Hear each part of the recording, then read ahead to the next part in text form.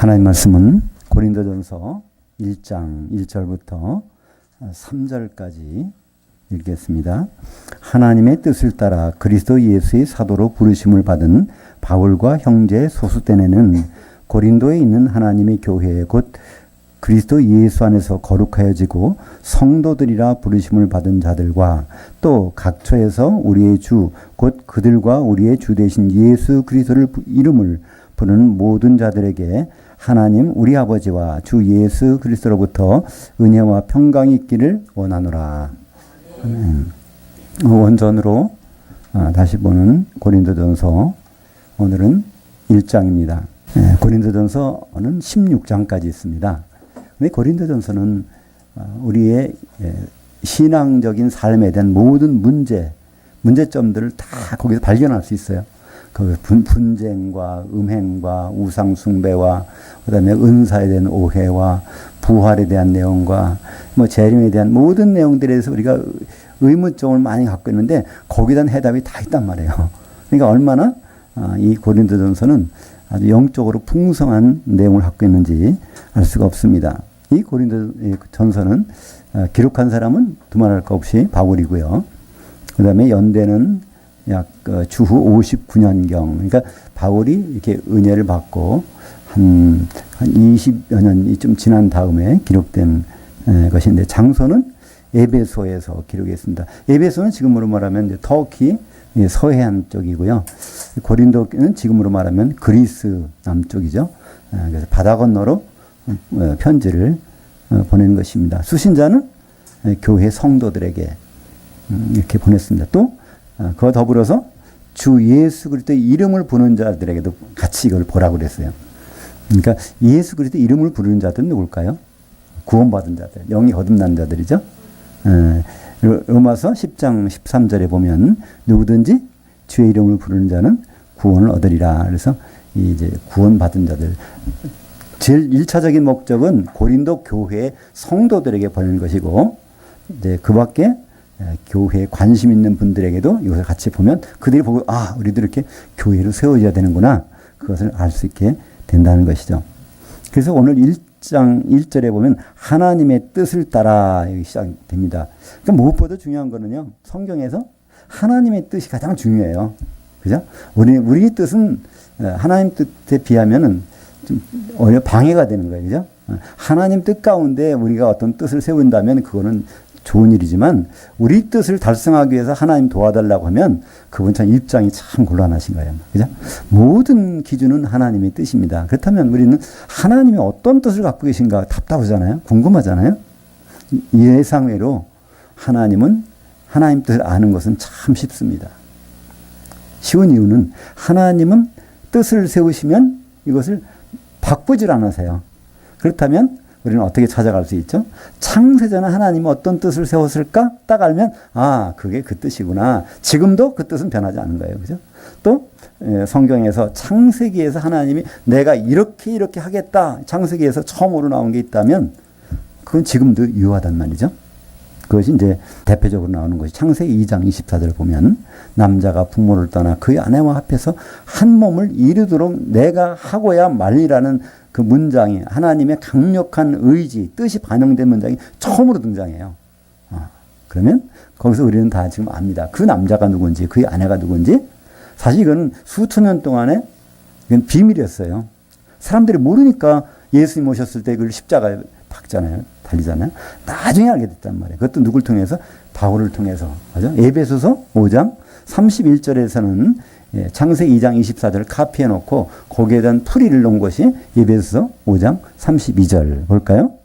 이 비밀이 크도다. 나는 그리스도와 교회에 대해 말하노라. 그러니까 하나님은 반드시 그 남자를 보내서 그 아내와 결혼시키는 일을 반드시 하는데, 이것이 바로 예수 그리스도를 보내셔서 그의 아내인 교회와 결혼시키겠다. 그래서 우리는 교회 생활을 하는 겁니다. 그래서 교회가 완성이 되면 주님과 결혼해야 돼요. 그러니까 교회의 목적이 그것 떠나서는 아무 의미가 없어요. 그거 하는 가운데서 여러 가지 일들이 벌어지는 것이고, 그 가운데 우리 하나님의 영광도 바라보고 여러 일을 담당하고 있는 것이죠. 궁극적인 목적은 바로 예수님과 결혼하는 것, 교회가 이것이 하나님이 처음부터 세우신 뜻입니다. 그 뜻을 세우셨기 때문에 그 뜻을 세우는 가운데 하나님은 세운 사람이 있어요. 결혼을 하려면 가장 중요한 게 뭘까요? 중매쟁이가 있어야 되잖아요. 그죠? 결혼 상담소가 있고 결혼 중재소가 있고 그게 아주 필요한 거란 말이에요. 그래서 사도를 중매쟁이로 세우셨습니다. 그래서 성경에 보면 사도가 나오고 성도가 나오는데요. 크게 보면 예수 믿는 사람을 성경에서는 딱 두 부류밖에 없어요. 사도 아니면 성도예요. 그렇게 근데 사도 역할은 중매쟁이라는 거예요. 그것을 어디서 바울은 말하고 있죠. 고린도후서 11장 2절에 보면 내가 하나님의 열심으로 내가 열심을 내노니 이게 열심이라는 게 질투심이라는 거예요. 사실은 하나님이 참 질투심이 많으셔. 그 신랑 옆에 두고서 다른 데 관심 갖는 거 참 많은 질투하신다는 거예요. 그 열심으로 질투심으로 내가 열심히 내는 것은 바로 내가 너희를 그리스도께 정결한 한 천으로 이미 중매를 해놨다는 거예요. 사도의 다른 뜻은 중매쟁이다 그런 뜻입니다. 그러니까 바울도 중매쟁이고 이방인들 위한 중매쟁이에요. 그리고 이제 베드로를 비롯해서 다 11사도들은 이제 유대인들을 위한 중매쟁이. 그래서 이방인들과 유대인들이 한 몸이 되는 것이 교회인데 그 교회가 이제 준비되면 결혼식으로 들어가는 거죠. 이 사도라는 단어는 여러 가지 뜻이 있지만 원래 사도라는 뜻은요. 아포, 스톨로스. 아포라는 것은 이렇게 떼냈다는 거고요. 스톨로스는 설치했다는 겁니다. 아주 큰 건물이 있는데 그거를 다른 데 설치하려면 어떻게 분해를 하죠? 분해를 해서 거기 가서 이렇게 맞춰 놓는 거예요. 그러니까 예수님이 너무 크시기 때문에 예수님을 12조각을 분해해서 그걸 설치해 놓는 거예요. 그럼 그게 바로 예수님이 되는 거죠. 그래서 바로 예수님은 그랬어요. 베드로 보고 너는 반석 조각이다. 이제는 나는 교회를 내 반석에다 이 반석에다 세우겠다. 너는 한 조각이 반석 조각인데 이것이 쫙 모여지면 그래서 신약 성경이죠. 사도들이 모아놓은 것, 글을 모아놓은 것 여기에다가 세워지는 것이 바로 교회입니다. 이 고백 후에 우리는 교회를 세워지는 것이죠. 그래서 이 사도는 한편으로는 기초 우리가 세워지는 기초고, 그러니까 우리가 교회로 모이고 세워지고 할 때 전통이라는 것이 들어가면 참 나쁜 거예요. 그거는 누룩이에요. 세상적인 편리함이지만 전통이 들어가면 안 되고 오히려 성경의 말씀에서 그러니까 너희는 서로 사랑하라면 그 가운데 우리는 참 기초로 세워지는 거지, 그죠? 세상에 나가서 못 사는 사람 구제해줘라. 그거는 사도들이 말하는 건 없어요, 오히려. 그죠? 네. 그들을 이 안에 데려다 놓고 긍휼을 베풀 사랑하라는 것이지 세상에 그들은 그냥 밖에 있는 채 가서 그들을 사랑해줘라. 이건 성경이 없거든요. 그렇기 때문에 사도들의 기초석은 아닌 것이죠. 그래서 우리는 비슷한 것 같지만 전혀 구분은 다르다는 것이죠. 그러니까 바울은 유럽에 다니면서 많은 연보를 거뒀어요. 그 연보를 어디에 갖고 가냐면 예루살렘에 가는데 예루살렘에 가서 거기 가난한 사람들이 나눠주면서 전도한 것이 아니라 예루살렘 교회 성도들에게 그걸 나눠줬어요. 성도들만. 그러니까 세상 사람들이 보면 그렇게 너무 윤색하다. 유럽에서 돈 많이 갖다가 왜 교회 예루살렘 교회 성도들만 나눠줘. 우리도 이렇게 못 사는데. 그러나 그렇지 않습니다. 근데 예루살렘 교회에 그렇게 가난한 성도가 이유가 있었어요. 그 당시에 예루살렘에 있는 사람들은 유대교를 믿고 있었는데 기독교로 개종하게 되면 직장도 못 구하고 장사도 못 하고 그러다 보니까 돈을 벌 길이 없는 거예요. 그래서 가난하게 살 수밖에 없어요. 그래서 이런 성도들을 유럽에 있는 성도들이 연보를 해서 세워주는 역할. 그래서 이제 연보의 목적이 바로 성도들 위해서 시작이 된 걸 볼 수 있습니다. 그래서 이 사도는 그래서 교회 세워지는데 없어서는 안 될 아주 중요한 데인데 우리는 사도가 굉장히 많다고 생각을 해요. 어떤 사람들은 내가 사도의 권능을 받았다 그러면서 막 이제 하는 사람도 있어요. 미국에는 뭐 어디냐면 사도 학교도 있어요. 거기 졸업하면 사도 자격증까지 주는 거예요. 사도라는 거예요. 네? 물론 사도라는 것은 분신이니까 어떤 사람을 쪼개놓은 거니까 그럴 수 있지만 예수 그리스도의 사도는 12명밖에 없습니다. 더 이상 있다가는 큰일 나는 거예요. 그럼 우리 기초가 막 이상하게 흔들리는 거예요. 그럼 우리가 어떻게 할 수 있죠? 요한계시록 21장 14절에 보면 거기 새 예루살렘 성이 있는데 어린 양의 신부가 있는데 거기 기초석이 있단 말이에요. 기초석이 12개밖에 없어요. 거기 어린 양의 12사도 이름이 거기 있더라 하는 거예요. 그러니까 사도는 12 이상 있으면 곤란한 겁니다. 그죠? 네. 그래서 지금 신약 성경은 완성된 겁니다. 여기에 다른 여기에 무슨 뭐 유다 복음도 있고 뭐 누구죠? 뭐 여러 개 바나바 복음도 있고 한다고 사람들 하는데 그것은 빠질 수가 없어요. 여기에는 12 사도들만 여기에 사도로서 하나님의 인정을 하고 계신 것이죠. 그래서 이 항상 관심은 사도 바울은 누구에게 관심이 있어요? 성도들에게 관심이 있어요. 성도들은 뭐 하는 사람이냐면 이제 그 몸으로 세워지는 거예요. 그 몸으로 세워져 완성된 몸이 요한계시록 21장에 보면 하나의 벽옥으로 돼 있어요. 이게 보석이 하나로 돼 있단 말이에요. 하나. 중간에 이음매가 안 보여. 그냥 보석이 통짜로 돼가지고 그건 이게 성도라는 거예요. 그걸 어떻게 알죠? 요한계시록 19장에 보면 어린 양의 신부가 한 세마포 옷을 쭉 입었는데 세마포 옷을 가까이 가서 보니까 성도들의 의로운 행실들이더라. 거기 성도들이 다 다닥다닥 붙어가지고 한 어린 양의 신부를 이뤘다는 거예요. 그 어린 양의 신부가 21장에 가서는 새 예루살렘이라는 옥으로 된 벽으로 이제 변화된 모습으로 나타나는 것이죠. 그래서 성경에서 사도와 성도는 아주 없어서는 안 될 그런 존재들입니다. 그리고 여기는 예를 들어 목사님도 없어요. 그죠? 장로님도 없어요. 권사님도 없어요. 여기는. 잠시 동안 그런 직분을 갖고 있는 것 뿐이지 우리는 이제 성도들이어야 합니다. 4절부터 9절까지 읽겠습니다. 그리스도 예수 안에서 너희에게 주신 하나님 은혜로 말미암아 내가 너희를 위하여 항상 하나님께 감사하노니 그리스도의 증거가 너희 중에 견고하게 되어 너희가 모든 은사들의 부족함이 없이 우리 주 예수 그리스도의 나타나심을 기다림이라. 주께서 너희를 우리 주 예수 그리스도의 날에 책망할 것이 없는 자로 끝까지 견고하게 하시리라. 너희를 불러 그의 아들 예수 그리스도 우리 주와 더불어 그리스도의 교제하게 하시는 하나님은 미쁘시도다. 이것은 이제 이 고린도 교회의 특징이 있어요. 결론적으로 말하면 고린도 교회의 특징은 예수 그리스도의 재림을 기다리는 겁니다. 이 세상에 살고 있지만 그들은 살다가 죽을 수도 있어요. 그죠? 그러나 궁극적인 목적은 재림을 기다리는 거예요. 죽었다가 부활해서 그분을 만날 거고 그때까지 살으면 뒤따라서 올라가서 주님을 만날 것. 근데 여기서 바울은 얘기합니다. 그날에 책망할 것이 없었으면 좋겠다는 거예요. 우리는 예수만 믿으면 그분이 휴거돼서 공중에서 주님 만나는 거 소망하고 있잖아요. 근데 그게 다가 아니라는 거예요. 거기 가서 책망받는 사람도 있고 칭찬받는 사람이 생긴다는 것입니다. 그걸 어디서 나오죠? 구체적으로 마태복음 25장에 보면 10 처녀가 다 등을 들고 기다렸다는 신랑을 기다렸다는 얘기는 다 예수 믿었다는 거잖아요. 그죠? 성도라는 얘기고.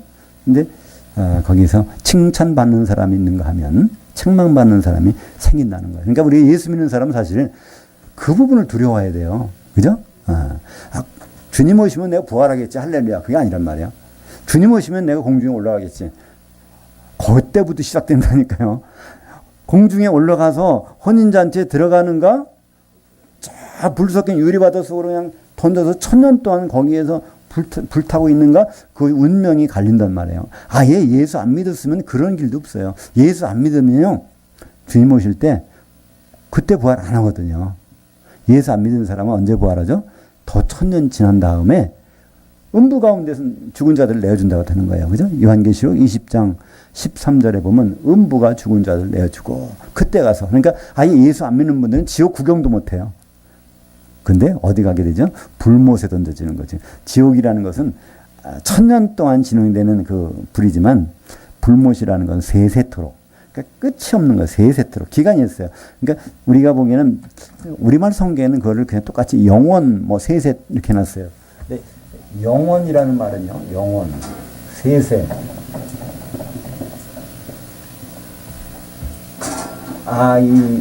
아이오니오스. 이거는 아이온과 아이온이 계속. 그러니까 아이온이라는 것은 한 시대를 나타내는 거예요. 그러니까 영원이라는 걸 우리말로 그냥, 그러니까 한 시대를 1000년을 우리말 성경에서는 영원이라고 해놨어요. 정확히 말하면 1000년 동안 영벌에 1000년 동안 영생에. 영생이라는 것은 주님과 더불어 있는 것이 영생이고, 영벌이라는 것은 주님과 떨어져서 1000년 동안 있는 거, 영벌이. 우리말로 영원이라는 것은 끝이 없는 거지만, 원래 성경에서는 이 아이오니오스라고 하는 한 시대란 말이에요. 그리고 세세토록 시대가 또 바뀌고, 그러니까 신라 시대, 고려 시대, 이조 시대, 일제 침략기, 이렇게 계속 바뀌는 거, 그거를 성경에서는 세세토록 이렇게 번역해 놨어요. 그러니까 세세토록은 끝이 없는 거예요. 근데 영원이라는 건 1000년이라는 말이죠. 1000년. 그래서 영원한 불, 1000년 동안의 불, 영원한 생명은 1000년 동안 예수님과 더불어 천년왕국에서 이렇게 이제 구분을 된 것이죠. 그래서 이 재림이라고 하는 것은 그것이 만약 없다면 우리는 예수 믿을 필요가 없어요. 재림이 만약에 없다면. 그리고 부활이 없다면 예수. 근데 부활은 누구나 한다니까요. 언제 하느냐의 차이지. 부흥부에 갔다가 나중에 하느냐, 예수님 오시면 그때 부활하느냐, 그런 차이지. 그래서 우리는 부활의 소망이 있다. 소망은 소망이지만 걱정거리도 돼야 돼. 잘못하면 부활해갖고 바로 신랑을 기다리다가 신랑을 만나잖아요. 신랑을 어디서 만나겠어요? 공중에서 만나잖아요. 그죠? 주님은 공중에서 우리를 만난다고 그랬으니까. 데살로니가전서 4장 16절 17절에 보면 주님은 여긴 지상 재림 안 한단 말이에요. 공중에서 만나는데, 공중에서 만나려면 우리도 공중에 올라간다는 얘기잖아요. 신랑을 만나니까. 근데 공중까지는 올라갔는데 거기서 혼인잔치에 못 들어가는 경우가 분명히 생긴단 말이죠. 그것은 우리 성경에 그것이 그냥 필요 없는데 기록됐겠어요? 필요하니까 기록이 됐죠. 근데 거기서 우리를 불러서, 그러니까 책망 좀 안 받았으면 좋겠다. 바울이 그 생각입니다. 그리고 너희를 불러서 그리스도 우리 주와 더불어 교제케 하신 하나님은 미쁘시도다. 그러니까 예수님과 교제한다고 그래요, 지금. 근데 예수님과 어떻게 교제합니까? 예수님 여기 안 계시는데, 교제하려면 당사자가 있어야 되는데. 근데 교제할 수 있는 방법이 있죠? 우리는 예수 그리스도의 몸을 이루게 되면 우리는 그 몸 안에서 교제하는 거예요. 그죠? 우리 몸이 교회잖아요. 그러니까 교회 지체들 안에서 이 교제하게 되면 성경에는 그거를 그 예수 그리스도와 교제한다고 말하고 있는 거예요. 그죠? 그분은 교회의 머리시기 때문에 이제 머리만 와서 짤딱 붙으면 돼. 그때 와서. 근데 그 전까지는 몸 가운데서 교제하는 거예요. 우리는. 그죠? 예. 우리가 예수 그리스도의 몸에 있다면 우리는 주님과 교제하는 것입니다.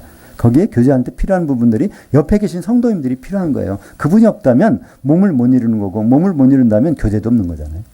그래서 우리는 예수님과 교제할 수 있는 유일한 방법, 교회밖에 없어요. 다른 데 가서 기도원에 없단 말이에요. 어디 성경 공부 열심히 하지 없단 말이에요. 근데 교회는 그리스도의 몸이니까 바로 그분과 교제할 수가 있는 것이죠.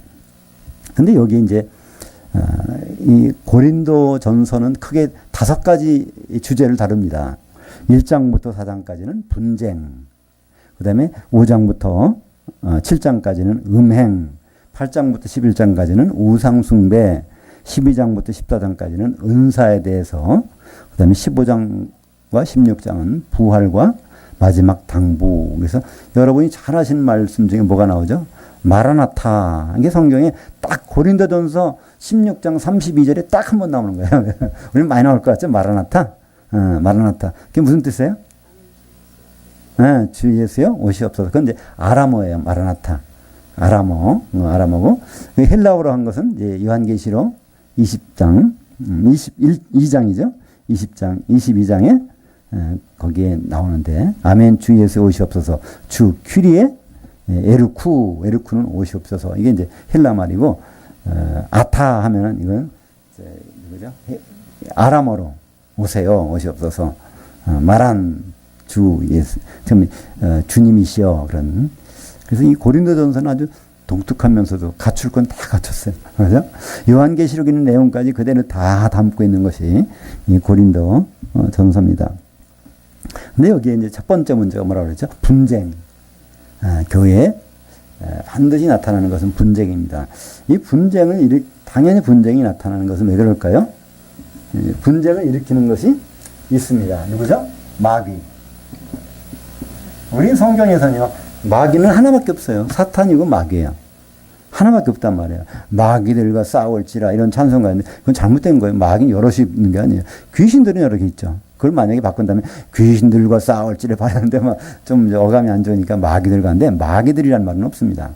마귀는 하나밖에 없어요. 근데 이름이 사탄이 될 수도 있어요. 사탄이라는 것은 반역자라는 뜻이에요. 반역. 하나님의 일에 대항하면 이건 사탄이고 마귀라는 뜻은 이간시킨다는 거예요. 떼놓는다는 이름이야. 그러니까 이간자로 할 때는 마귀. 그래서 마귀라는 단어는 이 디아볼로스라고 디아볼로스. 디아라는 것은 가로지르다, 쪼갠다는 거고요. 볼로스라는 것은 쐐기 박다. 그러니까 어떤 새 책을 사면 이렇게 펴고 싶은데 자꾸 넘어가잖아요. 그때 이거를 이거 볼로스라고 그래. 볼로스를 딱 받으면 그러니까 디아는 책을 피는 거야. 디아 폈어. 볼로스. 그러면 이게 나눠서 이간시키는 거. 이게 바로 마귀 짓이란 말이에요. 그러니까 마귀가 활동한다면 맨 먼저 나타날 것이 뭘까요? 분쟁이 일어나는 거야. 이간되는 거야. 교회에 분쟁이 있다. 그건 너무나 당연한 거예요. 왜냐하면 마귀의 일터가 교회니까. 마귀 일터는 세상이 아니에요. 세상은 자기들 이미 자기들 영역이야. 그렇다면 마귀의 전쟁터는 어딜까요? 교회 가서 빨리 그들을 이간시키는 거예요. 세상은 접수한 거예요, 자기들이. 거기서 아예 접수해놨어. 그러나 교회는 접수하려고 자꾸만 이간시킨단 말이에요. 그러니까 그것을 우리 사람들 눈에는 분쟁으로 나타나죠. 어떤 목사님이 잘못하는 것 같은데 사실은 그 배후 세력이 있다는 거예요. 그죠? 어떤 장로님이 잘못하는 것 같은데 사실은 그 배후 세력이 있다는 거예요. 우리는 그냥 눈에 보이는 것만 생각하니까 왜 저렇게 저 목사님이 저럴 수가 있을까 생각하지만 이 마귀는 가리지 않잖아요. 누구를 봐주는 것이 없잖아요. 그렇기 때문에 그런 일들이 나타난 걸 보면서 오히려는 이런 일 가운데서 하나님은 무슨 일을 진행하시려고 하는 것인가. 욥기서에 보면 그러잖아요. 욥기에 보면 욥한테 그 사탄이 마귀가 와서 그런 여러 가지 재앙을 준단 말이에요. 그죠? 허락한. 그때 그 가운데서 욥을 하나님 어떻게 다루어서 마지막에 욥의 모습이 어떻게 될까? 우리는 거기까지 가서 보면 하나님이 마귀에게 이런 거 시켜서 허용하시는 것 결국에는 열매가 좋게 되는구나. 그러니까 이 교회 가운데서 그런 일이 나타난다면 그건 오히려 당연히 나타나야 될 것. 그렇다면 우리의 자세는 어떻게 될까? 그 마귀의 동조에서 협조할까? 그렇지 않으면 거기서 우리는 생각을 가져야 될까? 그렇지 않으면 기다려야 될까? 여러 가지 우리는 이제 그 판단이 쓰겠죠. 근데 그것을 모르면은 답답하기만 하죠. 왜 그럴까? 왜 그럴까? 하나님 함께 하시는데.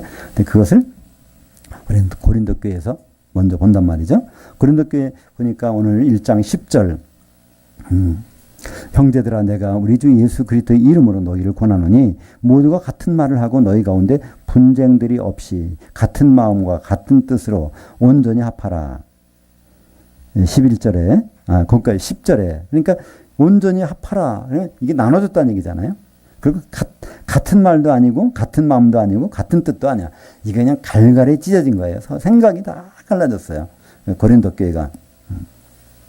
근데 여기서 온전히 합하라는 말은 원래 그 동사가 그 카타르티조라는 동사의 완료 수동형인데 이 카타르티조는요 찢어진 그물을 기우다 그런 뜻이에요. 다 찢어졌어. 찢어진 그물을 예수님이 베드로와 안드레를 부르시고 조금 가니까 세베대 아들들이 아버지하고 그물 깃고 있잖아요. 그물 깃고 있다 그것이 바로 카타르티조라는 단어예요. 그러니까 이 고린도 교회는 아주 그물이 다 찢어졌어요. 우리가 그물이 찢어진 것을 보면 결과가 어떻게 나오죠? 이제 여름철에 바닷가로 가시면 아침에 생선 들어오는 게 있잖아요. 그죠?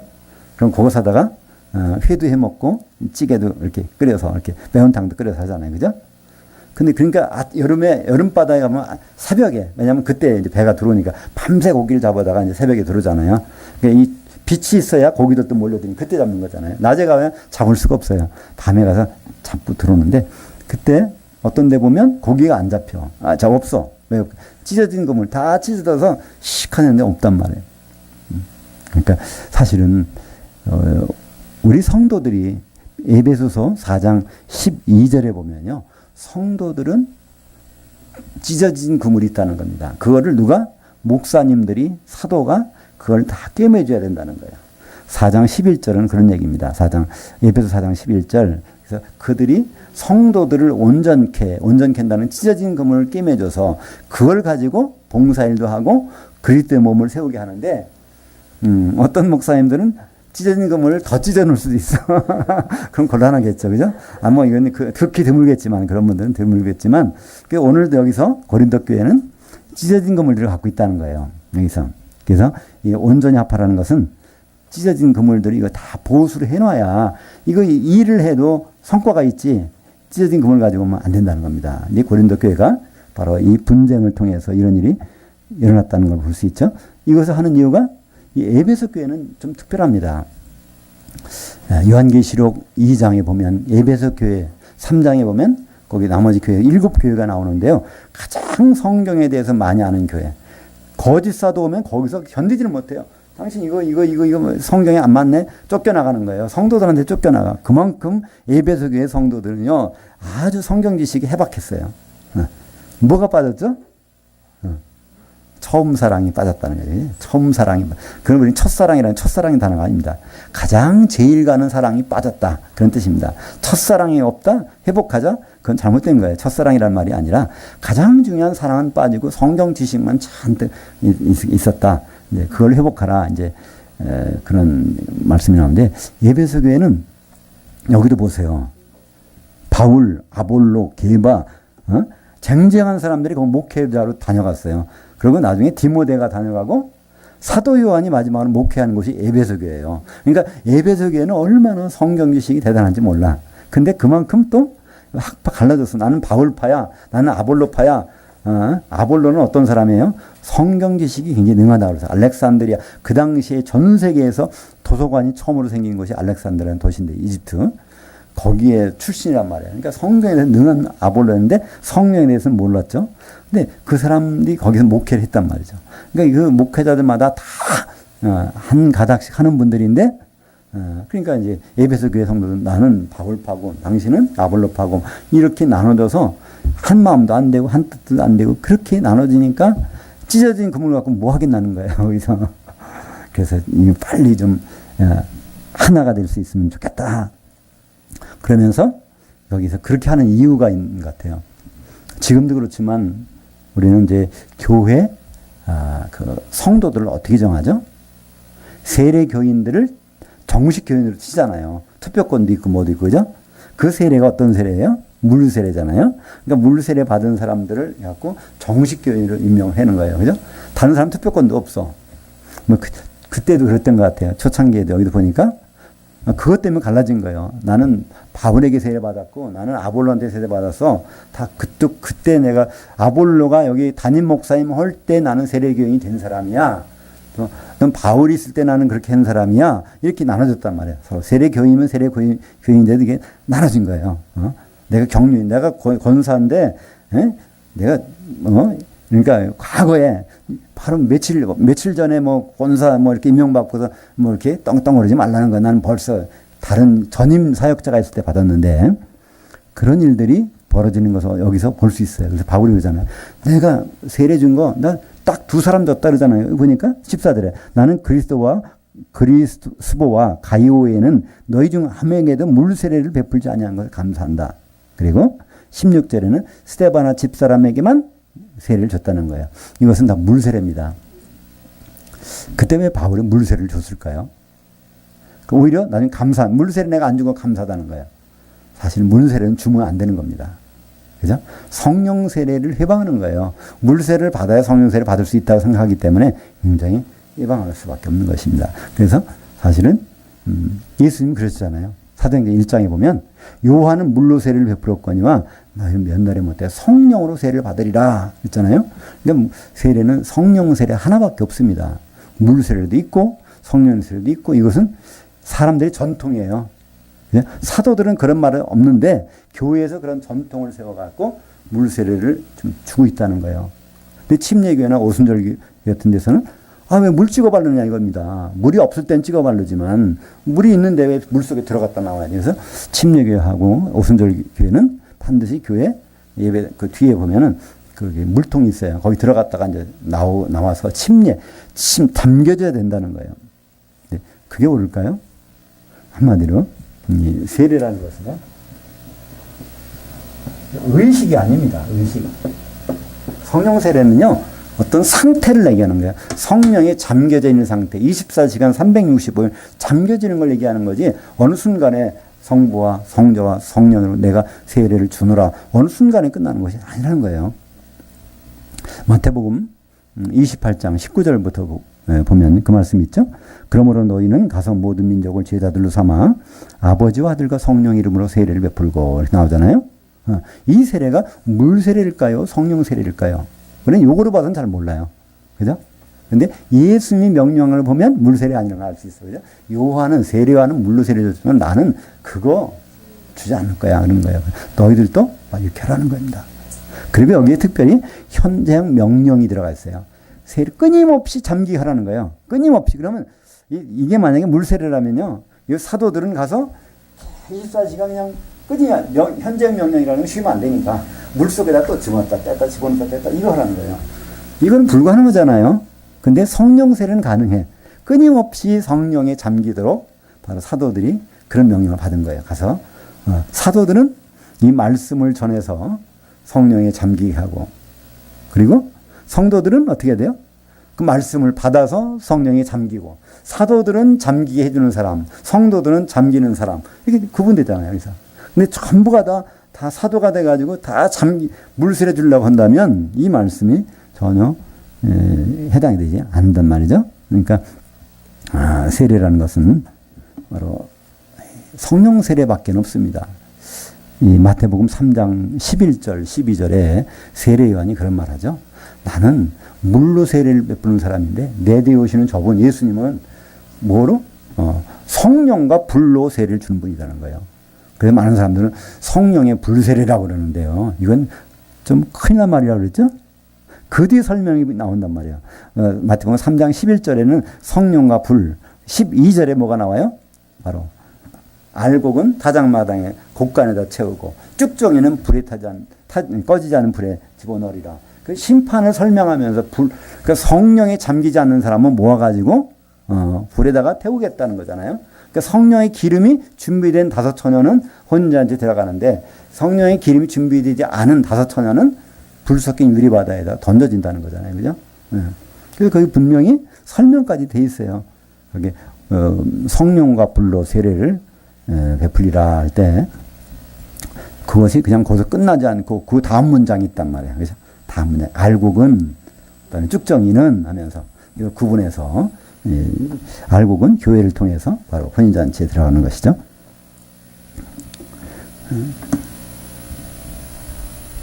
이 사도행전 1장 5절에 예수님이 요한은 물로 세례를 베풀었으냐 너희는 몇 날에 못되어 성령으로 세례를 받으리라 하셨느니라. 오직 성령이 너희에게 임하시면 너희가 권능을 받고 이제 예루살렘과 온 유대와 사마리아와 땅끝까지 이르러 내 증인이 되도록 내가 하겠다는 뜻이에요. 문장은요. 여기 예수님이 내가 그렇게 만들겠다는 거예요. 그분의 의지입니다. 근데 여기서 우리는 조금 말귀를 좀 잘못 하더라고요. 그죠? 오직 성령이 마시면 권능 받고 땅까지 이르러 복음 전해야 돼 이렇게 알아듣는단 말이에요. 근데 여기서는 이 문장은 그게 아니야. 나는 너희들이 성령 기다리고 있다가 성령은 받아봐. 그러면 내가 너희들을 사용해서 이렇게 하겠다. 그분의 의지를 여기서 표명한 건데 우리는 그것을 내가 해야 되는 것으로 착각한단 말이에요. 그것도 사도들에게 명령하셨어요. 11사도와 모이사 이렇게 사도들한테 모여서 승천하시기 전에 했는데 우리는 내가 거기 가 있는 거야. 나 그 명령 받아갖고 내가 땅끝까지 가서 복음을 전해야 된다 그러는데요. 땅끝까지 복음을 전하게 하는 일은 주님이 하시겠다는 거예요. 누굴 통해서? 사도들을 통해서. 그러니까 사도들을 통해서 어떤 사람은 특별히 도우미를 붙여줄 수 있겠죠. 오늘도 보니까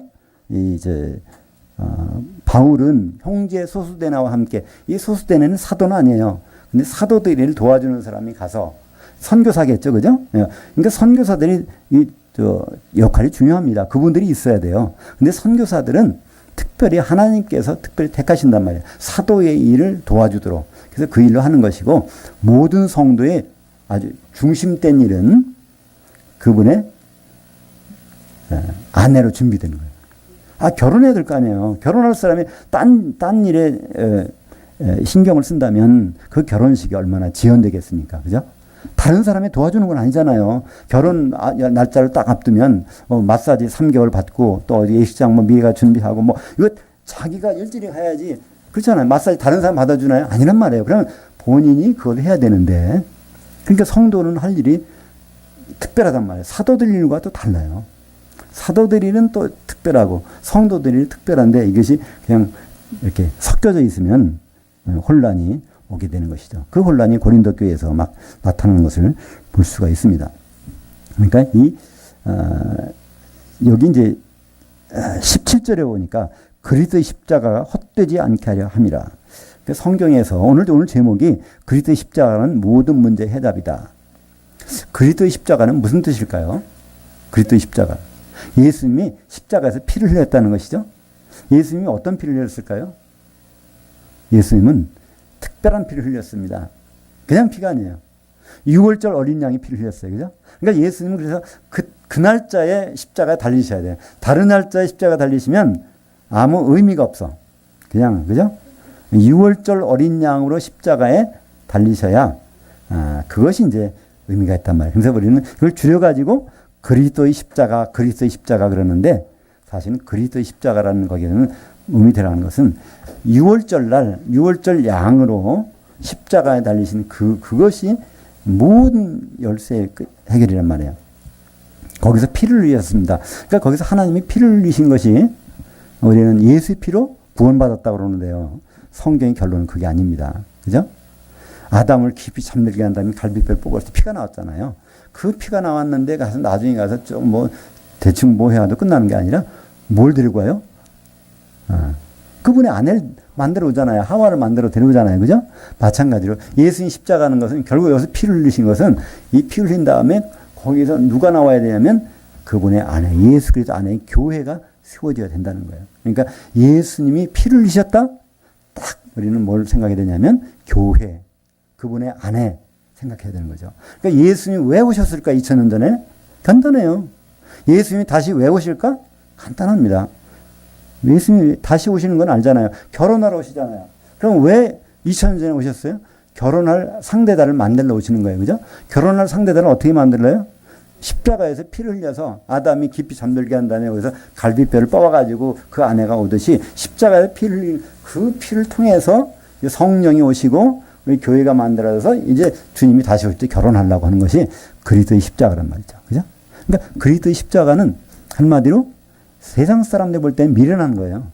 뭐 저런 일이 있어. 그냥 전능하신 하나님이 그거 그냥 적당히 하면 되지. 뭐 저렇게 복잡한 절차를 뭘 해?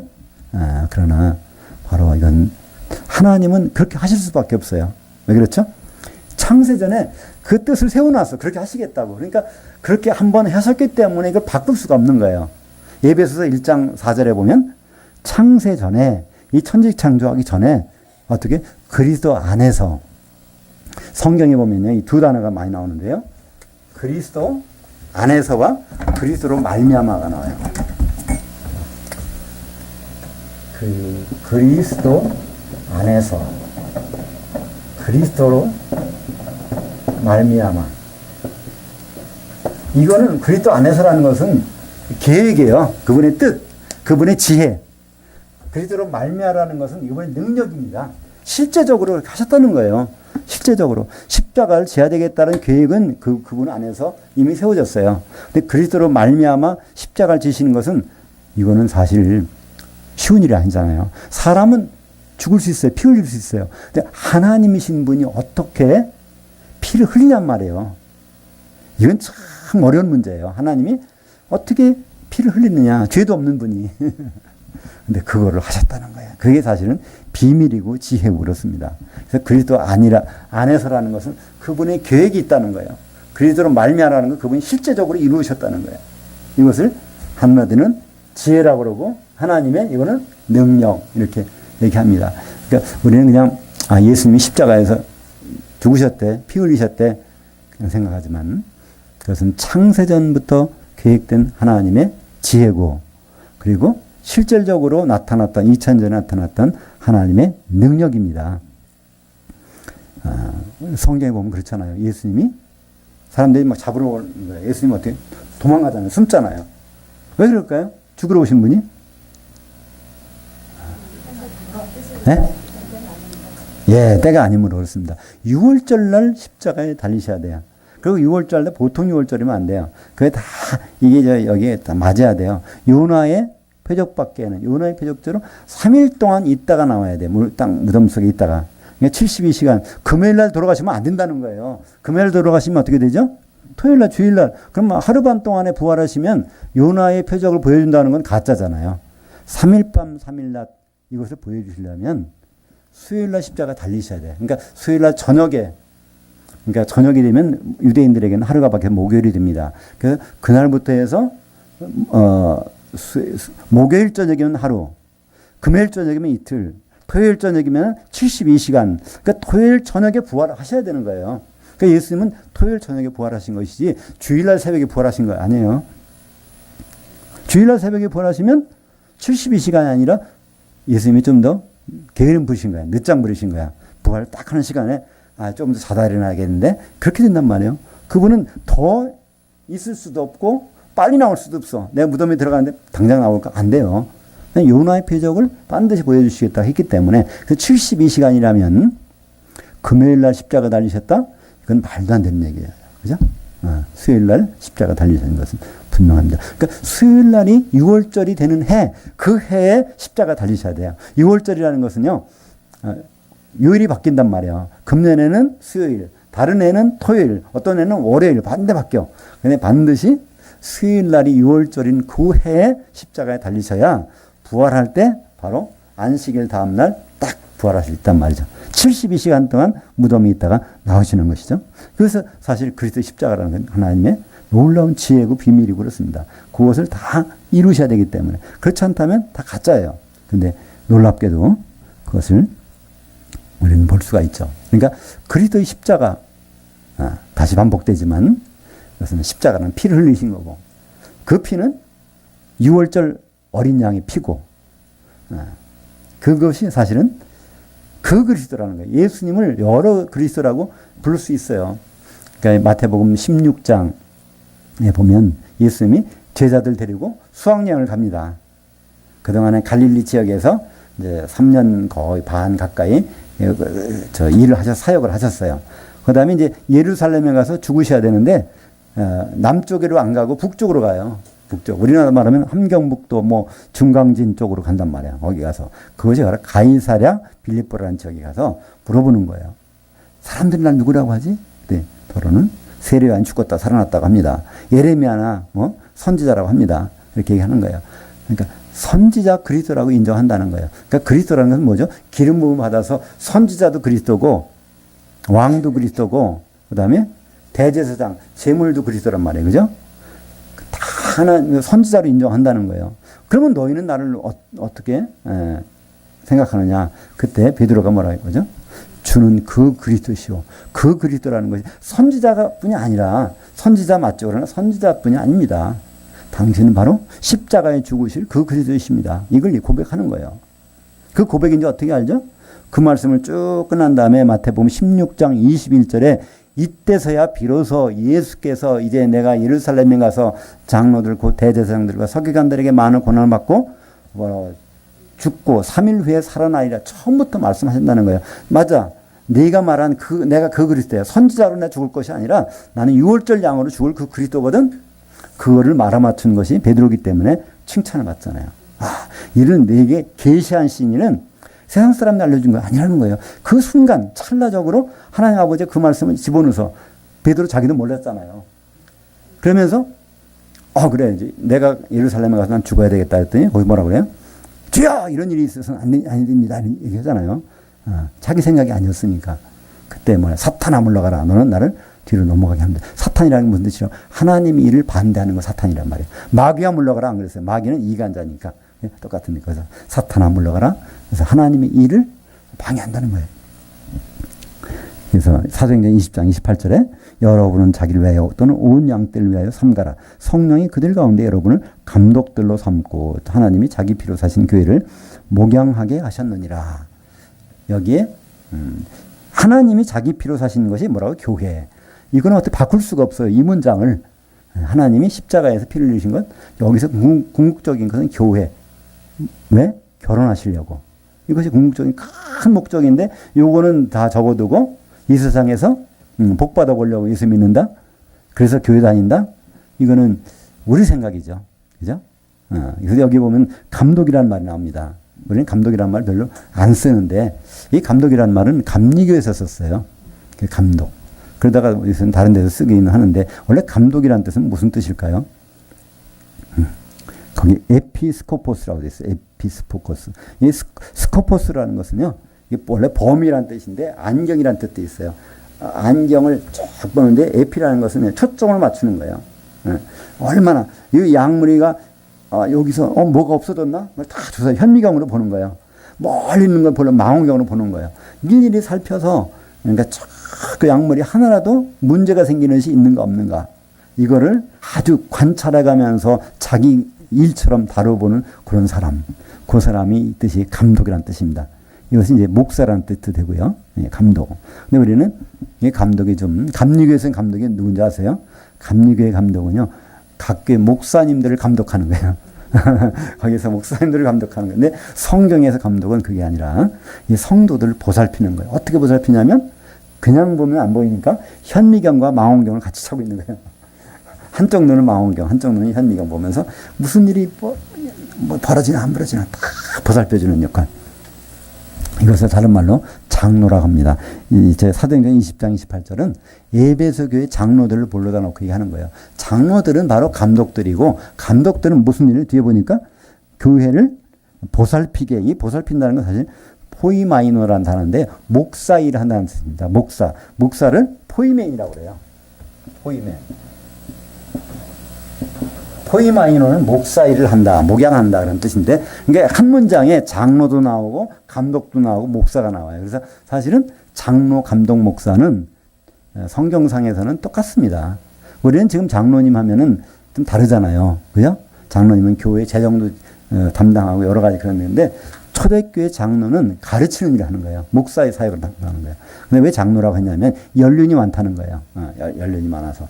그리고 감독이라는 것은 잘 보살피는 그런 목사라는 것은 가르치는 사람. 가르치는 사람은 디다스칼로스라고 하는데요. 그것은 배울 마음이 들게 하는 사람이라는 뜻입니다. 그러니까 목사가 좋은 목사님이라고 하면 성도님들이 더 배우고 싶어. 그죠? 근데 그렇지 못하면 빨리 끝났으면 자꾸만 시계를 보면서 그것이 어디 나오냐면 에베소서 4장 11절 나오는데 목사 곧 교사니라. 이 교사라는 단어가 디다스 칼로스라는 건데요. 디다스 칼로스. 이거는 다오라는 걸 배우는 거예요. 영어로 런하는 거예요. 배울 마음이 들게 하는 사람이 그 목사예요. 그러니까 뭐 그런 목사님 만나면 그냥 끝이 없는 거예요. 더 배우고 싶어서 계속 그죠? 더 배우고 싶어. 근데 그렇지 못하면 목사 일을 좀 잘 못한다고 볼 수가 성경적으로는 그렇게 볼 수가 있겠죠. 그 18절에 보니까 십자가의 도가 멸망하는 자들에게는 미련한 것이요. 그러니까 십자가 죽으셨다니 뭐 그렇게 대단해? 이렇게 생각 안 하는 거예요. 근데 이게 사실은 기막힌 일 아닙니까? 수요일 날이 6월절 날을 골라서, 그죠?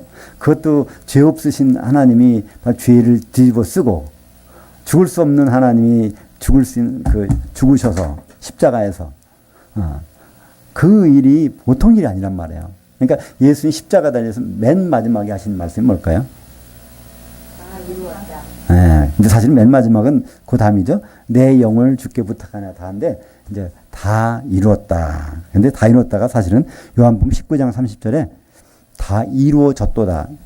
내가 이루었다는 뜻이 아니에요. 하나님이 나를 통해서 다 이루었다. 뭘 다 이루었다는 얘기일까요? 하나님 계획 중에서 하나님이 예수님이 이루어야 되는 것은 7가지, 크게 7가지인데, 네, 6월절이 이루어졌다는 거예요. 6월절. 그러니까, 6월절이 이루어졌고, 이제 무교절이 이루어져야 돼. 무교절이 이루려면 예수님이 영으로 살아나야 돼. 그죠? 그래서 영을 부탁하는 애다. 영으로 무교병을 전달하는 게 나오고, 그죠? 네, 그 죽은 사람들에게 복음을 선포하잖아요. 복음이 무교병이니까. 무교절을 나눠주고, 또 초곡절. 그래서 이게 곡식단이 흔들려야 돼. 그래서 그것 계속, 그래서 오순절날 성령이 기름이 내려와서 떡 2개가 만들어지는 거. 그런 일을 하는 시작이 6월절 다 이루어졌다는 거예요. 그러니까 예수 십자가에서 다 이루어졌다. 이것은 모든 것이 이루어졌다는 것이 아닙니다. 6월절이 다 이루어졌다. 이걸 어떻게 알 수 있죠? 누가복음 22장 16절에 보면 예수님이 그럽니다. 이게 마지막 만찬 하시면서 이게 떡과 포도주를 하시면서 그때 그런 거예요. 내가 하나님 나라에서 이 6월절이 이루어지기까지 다시는 포도나무에서 낸 것을 내가 먹지 않겠다는 거예요. 6월절이 완성될 때, 6월절이 하나님 나라에서 이루어질 때까지는 포도나무에서 입에 나온 것이 입에 대지 않겠다고 했단 말이에요. 그러니까 포도나무에서 입에 나온 것을 입에 대는 순간에 하나님이 6월절이 이루어졌다는 거잖아요. 그때까지는 포도나무에 난 걸 입에 안 대니까. 예수님은 오후 3시에 이제 깨가지고 목마르다.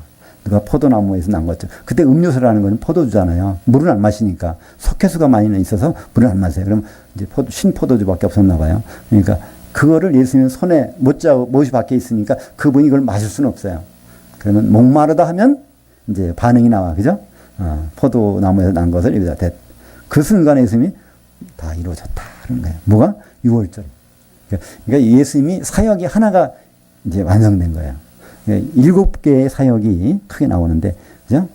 6월절, 무교절, 그 다음에 초곡절, 오순절, 그 다음에 나팔절, 재림나팔, 그리고 대속죄일, 그리스도의 심판대, 그리고 장막절, 하나님의 장막에서 이렇게 들어가는 그 7가지 중에서 첫 번째를 첫 단추를 끼셨다는 거예요. 첫 단추가 중요한 거예요. 그래서 그리스도의 십자가는 너무나 중요합니다. 모든 첫 단추가 중요하기 때문에 그래서 그리스도의 십자가는 하나님의 지혜고 하나님의 능력이라는 거예요. 하나님의 지혜, 반복하지만 뭐라고요? 그리스도 안에서 세운 계획이에요. 지혜라는 것은요, 하나님께만 있는 것입니다. 솔로몬이 하나님한테 너 수고했으니까 나한테 뭐 좀 구하라 했더니 뭐라고 그러죠? 예, 어떻게 하셨어요? 사실 솔로몬은요, 듣는 마음 좀 주세요 그랬어요. 그랬더니 하나님은 그를 네가 장수를 구하지 않고 재물도 구하지 않고 네가 지혜를 구했구나 그러면서, 그러니까 듣는 마음이 지혜라는 뜻이에요. 그죠? 지혜. 그러니까 솔로몬이 전무후무한 지혜를 가졌는데 왜 이렇게 망했을까요? 나중에 안 들었어요. 자기 방식대로. 하나님께 듣지 않고 자기 방식대로 이걸 정치를 했죠. 그죠? 외적들이, 인근에는 적군들이 쳐들어올 걸 염려해서 그들과 결혼한단 말이야. 그러니까 결혼하다 보니까 거기에 우상도 들어오고 그렇게 망하는 거잖아요. 자기 듣지를 않았어, 나중에. 그래서 그는 망하게 됩니다. 듣는 마음. 하나님의, 듣는, 누가 제일 잘 들었을까요? 예수님이 잘 들으셨어요. 그죠? 예수님은 창세기 3장 22절에 가보면 바로 이 아담이 선악을 아는 일에 우리 중 하나와 같이 되었으니, 그래서 성부, 성자, 성령 중에 하나는 선악을 경험해야 된다는 그 얘기를 듣고 그 설득을 당한 분이 예수님. 그래서 하나님의 자리를 다 남겨놓고 빌립보서 2장 6절부터 8절까지 사람으로 오셔서 십자가에 달리셨단 말이에요. 그분은 참 잘 들었어. 얼마나 지혜로워서요.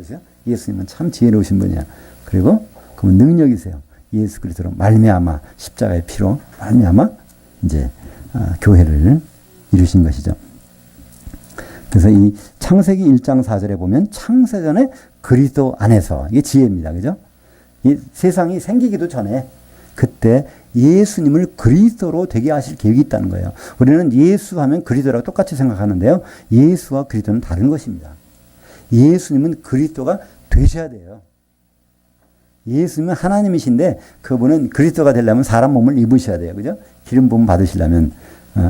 그래서 예수 그리스도가 되실 계획이 있었고 그것이 실제적으로 이루어졌고 앞으로 그 효력이 영원하다. 그래서 히브리서 13장 8절에 예수 그리스도는 어제나 오늘이나 영원토록 동일하다. 그거는 예수 그리스도가 그냥 있다는 얘기 아니에요. 예수께서 그리스도가 되신다는 그 계획은 창세전부터 있었는데 바로 2000년 전에 십자가에서 그걸 이루셨고 그 효력이 앞으로 주님이 재림하실 때 바로 우리를 맞아들어 오셔서 우리와 같이 함께 하신다는, 그것이 바로 예수 그리스도라는 거예요. 그것은 변함이 없다는 거예요. 영원토록 변함이 없다. 그래서 예수가 그리스도가 되신다는 사실은 창세전에 있었고 그것을 실제적으로 2000년 전에 이루셨고 앞으로 반드시 이제 그 효력이 나타난다는 것을 말씀하고 있습니다. 그래서 마태복음 16장 16절에는 보면요. 베드로가 얘기할 때 주는 그리스도시오 할 때 거기에 정관사가 들어가 있어요. 주님은 그 그리스도십니다. 세상 사람들은 선지자 그리스도라고 알고 있는데요. 아니요. 주님은 십자가에서 죽으시 못 박히실 그 그리스도십니다. 그런 고백을 하니까 칭찬을 받잖아요. 그죠? 그러고 나서 예수님은 비로소 죽으실 것을 처음 말씀하셨다는 거야. 그때. 그리고 고린도전서 5장 7절에 보면 우리의 유월절 양 그리스도께서 희생이 되셨느니라. 그러니까 예수님은 희생이 되셨는데 그냥 희생이 되신 것이 아니에요. 유월절날 십자가에 달리신 거예요. 그게 너무나 중요한 겁니다. 그냥 할 수 없이 죽임당한 것이 아니에요. 그날을 날짜를 고르고 골라서 수요일날 되는 십자가에서 수요일날 달리셨고 3일 동안 땅속에 무덤에 있다가 요나처럼 이제 토요일날 저녁에 부활하신 그 예수 그리스도. 그래서 26절부터는요. 한번 우리를 보자는 거예요. 하나님이 똑똑한 사람 택하셔서 그런 일을 했는가? 그러니까 고린도 교회 사람들은 똑똑한 사람이 별로 없었나 봐요. 거기 보니까 거기 보면 아주 그 미련한 것들이고 약한 것들이고 천한 것들이고 멸시받는 것들이고 없는 것들이고 이런 사람들을 아주 골라가지고 오히려 지혜롭다는 사람들을 부끄럽게 하신다는 겁니다. 그러니까 우리는 걱정하실 필요 없어요. 그러니까 우리의 지혜로 한다면 우리는 한계가 금방 한계가 나오잖아요. 내 성경 지식이 얼마나 가겠어요. 조금 있으면 바닥나는 거예요. 그러나 바로 하나님의 지혜로 하는 거기 때문에 그죠? 예수 그리스도 안에서 그분이 주시는 것을 하기 때문에 그건 어디서 공급되죠? 성령이 충만한 곳에서 요한일서 2장 20절과 2장 27절에 보면 기름 부음이 임하면 누가 가르칠 필요도 없는 거예요. 다 알게 돼 있다는 겁니다. 기름 부음 속에서 우리는 알려지게 되는 거예요. 근데 아직은 기름 부음이 풍성하지 못하니까 우리는 그래도 노력을 해야 되는 거예요. 그게 완성되면 더 이상 필요가 없는 거예요. 30절 너희는 하나님으로부터 나서 그리스도 예수 안에 있고 예수는 하나님으로부터 나와서 우리에게 지혜 곧 의로움과 거룩함과 구원함이 되셨으니 여기서 바로 예수님이 지혜라는 겁니다. 우리말 번역은 좀 이상하게 됐어요. 근데 성경 원문을 보면 예수님이 지혜라는 건 세 가지라는 거예요. 그 지혜라는 것은 뭐예요? 의와 거룩함과 구원함. 그러니까 이건 과거, 현재, 미래입니다. 과거에 지었던 모든 죄, 그죠? 그거 다 바로 그분이 우리를 의롭게 하신다는 거예요. 그리고 우리를 지금 현재 성도로서 거룩하게 성령 가운데 거하게 하시고 그리고 우리에게 혼의 구원을 이루어 주실 것. 그것을 바로 그 예수님의 계획, 하나님의 지혜가 바로 예수 그리스도 안에서 나타난다는 것입니다. 31절에 기록된 바 자랑하는 자는 주 안에서 자랑하라 함과 같게 하려 하십니다. 여기 자랑이라는 단어가 구약 용어로는 할랄입니다. 할랄. 우리 보통 찬송한다고 할 때 할렐루야 그러죠? 할렐루야. 그 단어가 물론 이제 찬송이라는 단어는 여러 개가 있어요. 여러 개가 있는데요. 가장 대표적인 단어가 할랄입니다. 할랄. 할랄인데 이 할랄이 명령형으로 바뀌면 할렐이 돼요. 그러면 자랑하라 하는 거예요. 자랑하라. 그러면 너희들 여러분은 우를 붙여요. 우. 그다음에 여호와를 야훼. 그래서 할렐루야. 여러분은 여호와 하나님을 자랑하라. 뽐내라 그런 거예요. 그죠? 할렐루야는요. 근데 이것이 주님으로 인하여 자랑하라는 거예요. 우리는 할렐루야 할렐루야 지금 다 해봐야 가짜라는 거예요. 왜 그걸 가짜라고 그러죠? 주님이 모든 일을 이루신 것을 보면 비로소 사람들은 하지 말라고 그래도 주님을 뽐내고 자랑한다는 거예요. 그 일을 하신다고 하시더니 남자가 부모를 떠나 그의 아내 앞에서 한 몸을 이룬다고 하시더니 정말 예수님 공중에 오시고 우리가 올라가서 결혼식도 이루어지고 천년왕국도 벌어지고 세마포옷을 입고 있는 그 일이 벌어지고 새 예루살렘까지 가네? 요한계시록에서는요 19장에 할렐루야가 처음 나와요. 신약성경의 할렐루야는 거기서 처음 나옵니다. 4번 나오는데요. 거기서 할렐루야 할렐루야 할렐루야 뭘 보고요? 결혼식이 이루어진다는 거예요. 그렇게 생각지도 못했던 바로 예수님 어린 양이 되셔서 신랑으로 딱 나타나시고 그 신부가 세마포 옷을 입고 성도들이 한 몸이 된 모습으로 딱 나타나는 걸 보니까 드디어 거기서 자랑 안 할 수가 없다는 거예요. 성도들이. 그래서 자랑하고 뽐내는 그래서 할렐루야 할렐루야 할렐루야 할렐루야 4번이 등장하게 되는 거거든요. 그래서 이 놀랍잖아요. 베드로전서 1장에서 마지막에 바울은 그런 거예요. 자랑하는 자는 할렐루야 할 자는 주님 때문에 자랑하라. 주님이 무슨 일을 할지도 잘 모르면서 그냥 할렐루야 인사를 하지 말라는 거예요. 바로 그 놀라운 일을 창세전에 계획하셨는데 그것을 2000년 전에 오셔서 십자가에서 그 도를 이루시고 이제 재림 때 바로 결혼하실 그 계획을 세우셨는데 그것을 본 다음에 그때 가서 할렐루야 잘하는 거예요. 아무 때나 하지 말고. 우리는 샴페인을 미리 터뜨려요. 그죠? 미리 터뜨려. 우리가 샴페인 터뜨릴 날은 주님을 만났을 때, 우리가 그분 앞에 가서 결혼식을 올리려고 할 때, 어린 양이 신부로, 한 신부로 준비돼서 나타날 때, 그때 비로소 할렐루야가 터진다니까요. 우리는 너무나, 이거 공수표를 남발하는 거, 할렐루야, 할렐루야 남발하는 거예요. 할렐루야. 할라라는 뜻은 자랑한다, 뽐낸다, 눈치 보지 않고 정신없이 자랑한다는 그런 뜻이에요. 그래서 바로 자랑하는 자는 주님을 인하여 자랑하지라. 왜냐하면 예수님은 그것을 반드시 이루실 것이기 때문에, 반드시 재림하실 것이고 우리와 결혼식 하실 것이고, 세마포 옷을 입은 사람들은 거기서 비로소 할렐루야 하고서 찬양을 하게 된다는 것입니다. 그러니까 이런 모든 일들이 고린도전서에서는 참 신기하게 잘 반영되어 있어요. 오늘 좀 딱딱합니다. 1장은 딱딱한데요. 그 다음부터는 아주 너무나 신기한 것들이 많이 나와요. 특별히 아주 우리가 담대해야 되는 게 있어요. 고린도전서 6장 2절에 보면 뭐가 돼 있어요? 성도들이 다 심판자라는 거야. 근데 왜 세상 법정에 가서 자꾸만 그러느냐, 그죠? 바로 우리가 이제 앞으로 백보자 심판 때이면 다 거기서 있는 사람들, 음부에 나온 사람, 바다에서 나오는 사람, 또 이 사망과 나오는 사람, 그들 다 심판할 그런 성도들은 심판자들이고요. 6장 3절에 심지어 누구도 천사도 우리가 심판한다는 거예요. 우리는 참 천사가 없으면 천사들, 천사님 하는 사람도 있다고 그러는데 그건 잘못된 거예요. 천사들은 우리를 도와줘야 돼요. 이 자리에서 도웁지 않는다면 그 천사를 우리는 심판할 겁니다. 근데 성경에서 히브리서 1장 14절에 보면 모든 천사들은 구원받을 상속자를 도우라고 보내주신 것이 아니냐. 근데 구원받을 상속자가 여기 계신데 천사가 여기 없다? 이거는 난리 나는 거예요. 분명히 있습니다. 왜 있어야 되죠? 분명히 불청객이 있거든요. 여기 귀신과 마귀가 이 자리에 있을 겁니다. 당연히. 그들이 있는데 천사가 여기 오지 않았다? 그건 난리 나는 거잖아요. 이 모든 신비한 일들이 바로 고린도전서에서 나오고요. 마지막에 16장 마지막에 보면 22절에 주여 오시옵소서, 우리말 번역했는데 그거를 그냥 원어로 쓰면 마라나타. 마라나타는 주여, 아타 오시옵소서. 그것도 그냥 마라나타 하면 좋을 텐데 그냥 주여 오시옵소서 이렇게 번역했으니까, 이 마라나타는 뭐라고요? 아람어. 그걸 헬라어로 하면 큐리에 에르쿠. 큐리에가 이제 헬라어로 주님 오시옵소서, 에르쿠 이렇게 되는 거니까요. 이 고린도전서도 다른 성경과 마찬가지로 예수님 오시는 소망 안에서 모든 것이 있는 거예요. 우리가 이 세상의 사람도 마찬가지입니다. 우리는 여러 가지 환경과 입장과 처지가 다를 수 있습니다. 오늘 저녁에 또 밥을 내야 먹고, 가족들이 먹을 수 있고요. 돈을 벌어야 되고요. 이런 일은 똑같이 벌어져요. 그러나 그런 일은 언젠가는 끝날 겁니다. 그러나 반드시 끝나지 않는 일이 있어요. 그건 주님이 재림하실 때 우리가 그분 앞에 서게 된 일이고요. 또 혼인잔치까지 들어가야 되는 일이 우리의 소임이겠습니다. 기도하겠습니다. 하나님 아버지, 참 감사합니다.